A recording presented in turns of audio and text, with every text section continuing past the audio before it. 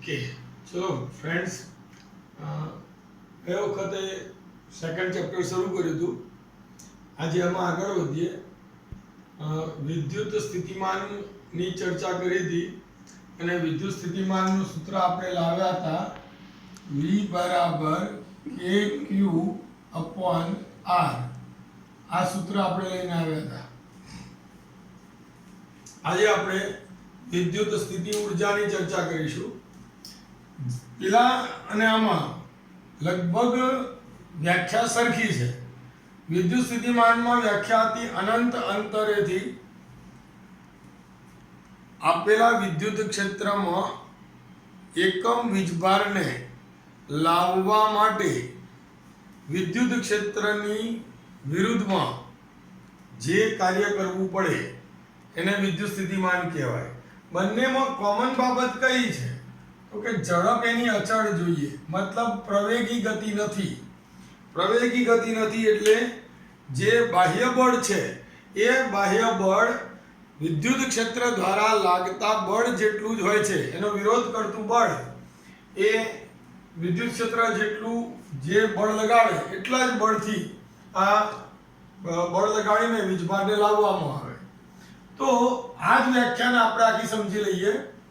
અનંત અંતરેથી suppose અનંત અંતર અહીંયા આગળ છે Q1. હવે અનંત અંતરે છે Q2 વીજભાર અને અહીંયા મારી પાસે Q1 વીજભાર છે અને Q1 વીજભારનું વિદ્યુત ક્ષેત્ર સપોઝ આ વિસ્તારમાં છે.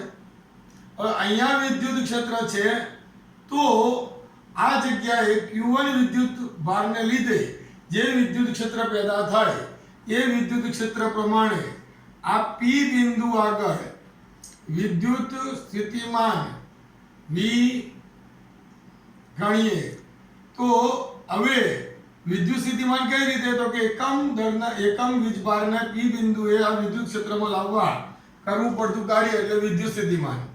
તો આ બિંદુએ વિદ્યુત સ્થિતિમાન V હોય અને હવે આ બિંદુએ હું આ Q1 વીજભારને અહીંયા આગળ લાવું અને આ બંને વચ્ચેનું અંતર હું R ગણી દઉં તો એને અહીંયા આગળ લાવવા માટે જે કાર્ય કરવું પડ્યું એ કાર્ય મારી પાસે U બરાબર Q into V, કારણ કે અહીંયા આગળ એની સ્થિતિ ઊર્જા U1 હતી, આ જગ્યાએ U2, તો U2 માઇનસ U1 અપન લાયા તમે Q1 વીજભારને તો એ એના વિદ્યુત સ્થિતિમાનના તફાવત જેટલું હોય તો અહીં આગળ V1 માઇનસ V2 જેટલું, તો ડેલ્ટા V બરાબર ડેલ્ટા U અપન Q1, તો Q1 ઉપર જાય. અહીં આગળ આપણું આ વિદ્યુત સ્થિતિમાનનો તફાવત V બરાબર ડેલ્ટા U, તો અહીંયા V બરાબર અહીં Q1 વીજભાર છે, Q2 ને તમે લાવો છો સોરી, તો આ Q2, તો Q2 કૌંસમાં આપણી પાસે K Q1 નું વિદ્યુત સ્થિતિમાન છે, R અંતરે લાયા ડેલ્ટા U, તો સૂત્ર બની ગયું K Q1 Q2 upon R બરાબર ડેલ્ટા U. તો આપણી પાસે આના આધારે આની એક સૂત્ર આનું તૈયાર થઈ ગયું કે U બરાબર વીજભાર Q2 into V1, તો U બરાબર Q2 આનું સૂત્ર Q1 અપોન R, તો U બરાબર K Q1 Q2 upon R. આ વિદ્યુત સ્થિતિ ઊર્જાનું સૂત્ર.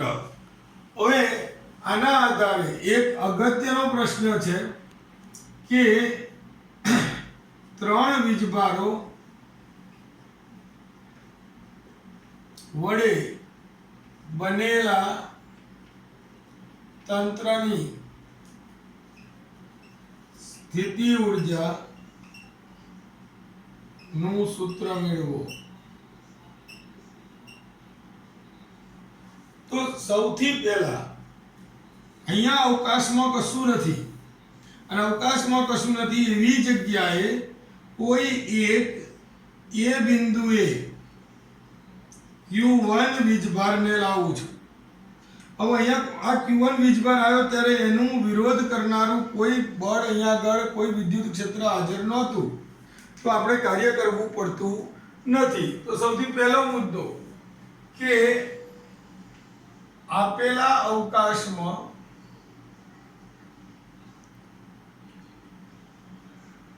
એ બિંદુએ Q1 વીજભારને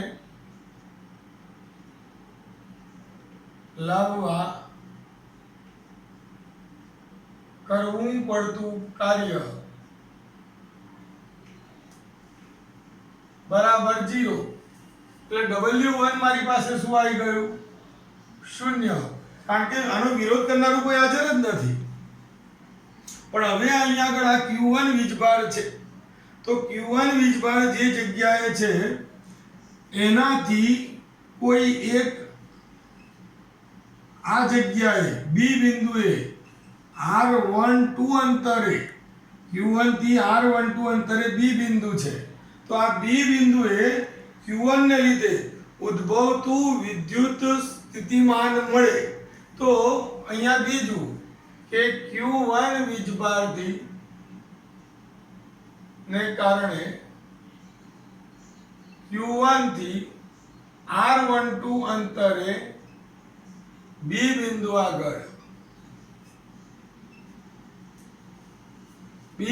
આગળ વિદ્યુત સ્થિતિમાન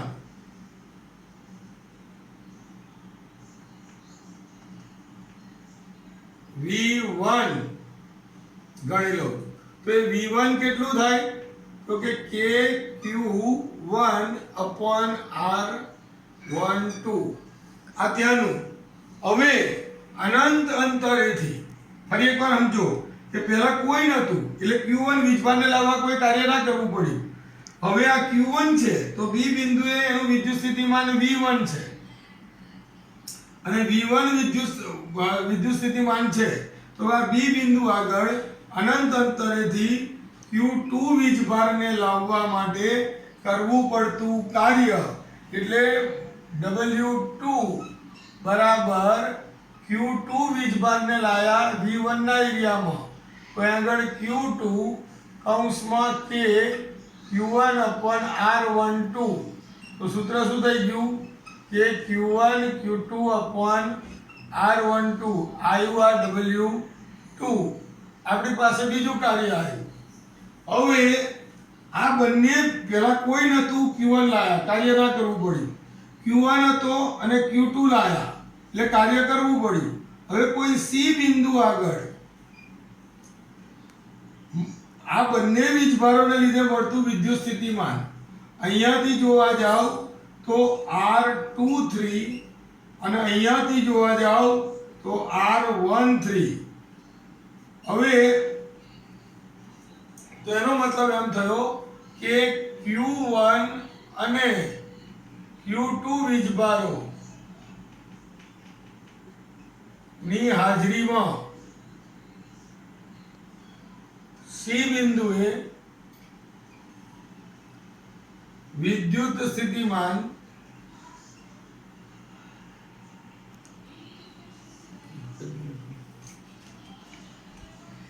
V બરાબર K જણાવજો. મારી પાસે બે અલગ અલગ છે, એક V1 ને કારણે અને બીજું V2 ને કારણે.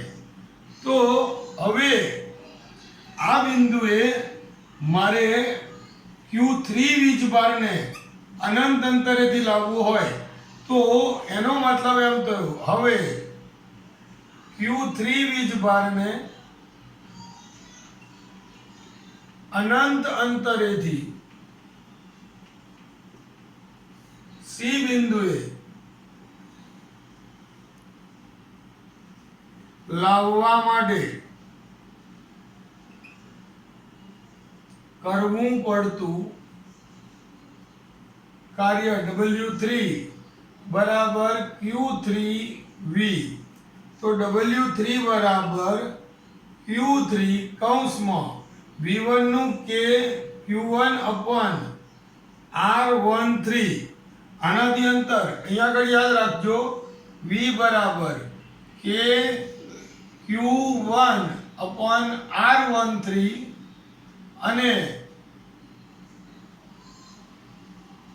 V1 ડેશ લઉં કારણ કે આગળ V1 લખેલું છે આપણે તો V2 એટલે કે Q2 upon R23 2 થી 3 નું અંતર તો એ જ બાબત અહીંયા આગળ કે Q1 R13 પ્લસ આ બંનેનો સરવાળો અહીંયા આગળ મૂકી દો તો કે Q2 upon R23 તો આને અંદર ગુણી દો તો W3 બરાબર કે Q1 Q3 upon R13 plus કે Q2 Q3 upon R23 તો કુલ સ્થિતિ ઊર્જા